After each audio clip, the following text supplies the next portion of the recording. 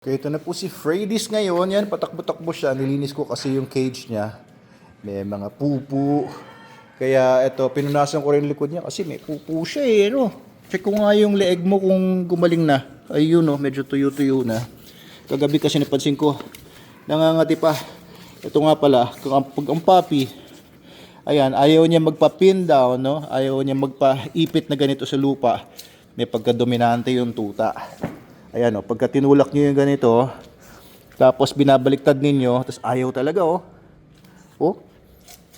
Kahit anong gawin ko, lakas niya. Ayaw niya magpatulak, ayaw niya magpatihaya. Uy, kagalit oh. Uy, nakalabas si Logan, kinakagat si Logan oh. Nakalabas si Logan, nabuksan yung cage, siguro kanina yung hindi nga pala nakulong ito si Logan pa. Kasi wala si Ate Annalyn ngayon. So, walang ibang tao dito sa bahay ngayon. Aksidente.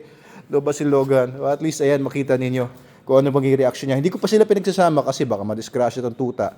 Lalo na si Sol, sobrang kulit. Eto si Logan naman, marunong to sa puppy. Ay, hindi ko pa nasusuklian si Logan kaya may mga mating pa yung ano niya, fur niya kahit pinaliguan ko na ng super dog soap. Eto, super dog soap din pinanligo ko ng isang araw. Kaya hopefully mawala na yung kati-kati niya. Ayun lang muna guys ang update ko sa inyo ngayon. Ayan, okay naman.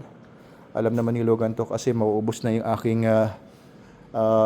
memory sa cellphone at hindi na ako makakatagal ng video na more than 2 minutes. Yun lang, update lang oh. So medyo natuyo na yung sa leeg niya dahil super dog soap, SDN 42 original pinapakain sa kanya. Ayan, very healthy oh.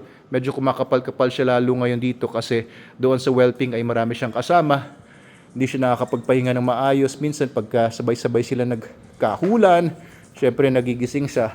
Kaya mas gaganda na yun. Mas gaganda na siya dito ngayon sa akin. Good girl, Freddy's. Ayan si Freddy's at si Logan. Okay naman, mukhang magkasundo naman sila. Follow nyo tong channel natin para sa mga updates sa kanya.